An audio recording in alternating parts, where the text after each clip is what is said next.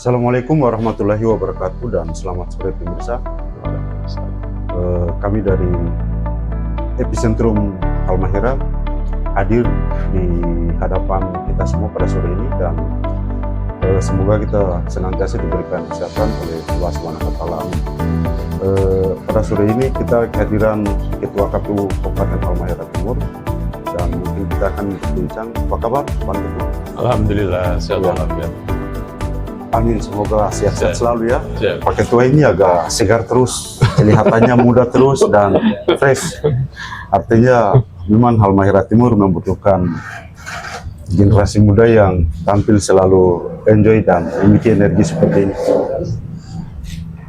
Mungkin sebelum ini mungkin silakan ke Pak Ketua perkenalan sekaligus ke publik dan mungkin saya juga mendengar bahwa akan kedepannya kira-kira program ataukah apa sih agenda yang kemudian akan dilakukan oleh KPU Kabupaten Halmahera Timur di hari ini dan kedepannya. Mungkin disilakan Pak Ketua. Oke, terima kasih. Assalamualaikum warahmatullahi wabarakatuh. Waalaikumsalam warahmatullahi wabarakatuh. Perkenalkan saya Sukardi Lite, Ketua KPU Kabupaten Halmahera Timur, dan saya mungkin sudah 2 periode di KPU dan di periode yang kedua ini saya dipercayakan sebagai ketua. Nah, kalau di KPU itu kalau kita membaca di Undang-Undang Nomor 7 Tahun 2017 tentang pemilihan umum itu, penyelenggara pemilu itu ada 3. Yang pertama itu adalah KPU atau Komisi Pemilihan Umum. Yang kedua adalah Bawaslu, Badan Pengawas Pemilu. Yang ketiga adalah DKPP atau Dewan Kehormatan Penyelenggara Pemilu. Nah, dalam ketentuan lebih lanjut, KPU itu diberi tugas karena KPU sebagai lembaga yang mandiri, lembaga yang tetap dan bersifat nasional, diberi tugas untuk melaksanakan penyelenggaraan teknis penyelenggaraan pemilu. Nah, sedangkan Bawaslu bertugas untuk mengawasi KPU dalam melaksanakan penyelenggaraan pemilu, sedangkan DKPP itu mengawasi KPU dan Bawaslu terkait dengan kode etik penyelenggara pemilu. Nah, jadi memang salah satu tugas yang dilakukan oleh KPU itu adalah melaksanakan penyelenggaraan pemilu secara teknisnya. Nah, pasca pemilu dan pemilihan, kemarin kan kita telah melewati beberapa agenda penting di tahun 2024 kemarin, yaitu yang pertama adalah pemilihan umum untuk memilih anggota DPR, memilih presiden dan wakil presiden. Kemudian kita lanjut lagi di tahun yang sama, kita melaksanakan agenda yang juga sangat penting, yaitu pemilihan kepala daerah. Ya, betul. Dan alhamdulillah dalam konteks Halmahera Timur, 2 agenda itu telah dilaksanakan dengan baik dan hasilnya kita sama-sama ketahui. Ya, betul. Nah, sekarang pasca apa yang dilakukan oleh KPU pasca pemilihan? Ya, betul. Orang sering bertanya, mungkin setelah pemilu dan pemilihan KPU tidak punya kerjaan lagi. Padahal sebetulnya tidak. KPU pasca pemilu dan pemilihan itu melaksanakan beberapa agenda penting.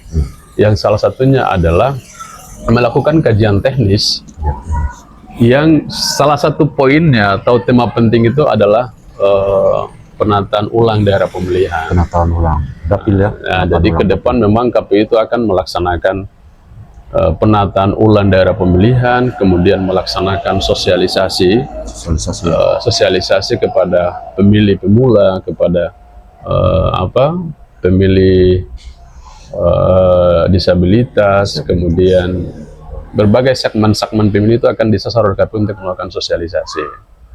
Jadi memang ke depan itu yang dilakukan oleh KPU. Nah, terus sebenarnya kan ini luar biasa ya, KPU telah selesai menyelenggarakan pemilihan presiden, kemudian DPR, dan kemarin juga pilkada Kabupaten Halmahera Timur dan cukup damai, itu luar biasa.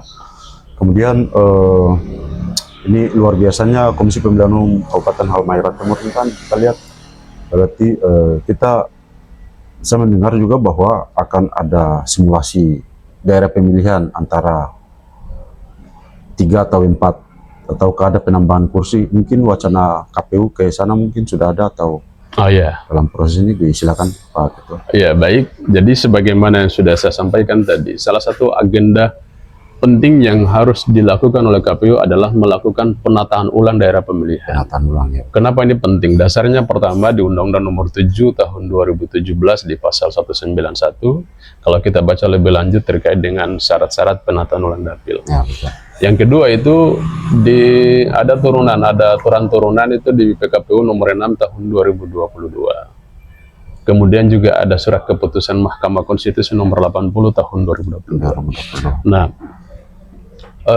itu adalah dasar kenapa kemudian KPU itu harus melakukan penataan ulang daerah pemilihan. Itu yang pertama. Yang kedua, di pemilihan umum sebelumnya, Halmahera Timur itu hanya punya 20 kursi. Kenapa 20 kursi? Karena jumlah penduduk Halmahera Timur itu belum sampai di angka 100.000 sekian. Plus 1. Jadi karena Halmahera Timur belum sampai di angka 100.000 plus 1, sehingga jumlah kursi kita itu masih 20. Masih 20. Nah, kemarin kami menerima data agregat kependudukan dari catatan sipil untuk di semester kedua tahun 2024. Halmahera Timur itu jumlah penduduknya sudah melebihi 100.000 plus 1. Sudah melebihi ya? Melebihi 100.000. Nah, dalam ketentuan Undang-Undang Nomor 7 Tahun 2017 Pasal 191 Ayat 1 huruf 3 huruf C itu menyebutkan bahwa jumlah penduduk, Pasal 2 huruf B kalau tidak salah ya, nanti dicek ulang. Jumlah penduduk suatu kabupaten kota di atas 100.000 sampai 200.000, maka alokasi kursinya 25. Itu dasarnya. Jadi karena sekarang faktanya Halmahera Timur dengan jumlah penduduk di atas 100.000 plus 1, sehingga mau tidak mau KPU harus melakukan simulasi itu. Melakukan penataan ulang daerah pemilihan. Nah, karena data agregat kita sudah di atas angka 100.000 plus 1, sehingga kemarin KPU melakukan kegiatan yang dihadiri oleh teman-teman LSM, oleh partai politik, dari pemerintah daerah, untuk melakukan kajian teknis terkait dengan penata ulang daerah pemilihan. Nah, kami kemarin di rapat koordinasi itu, rapat kajian teknis itu telah menyepakati 2 simulasi, model simulasi saya.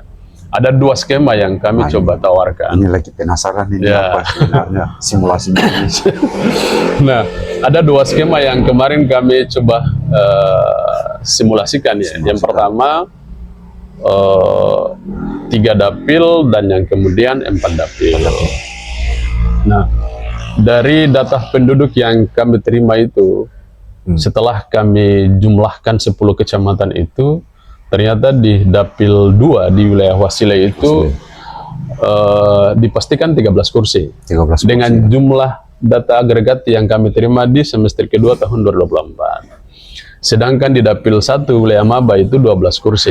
Nah, itu kita masih pakai data agregat di 2024 semester kedua.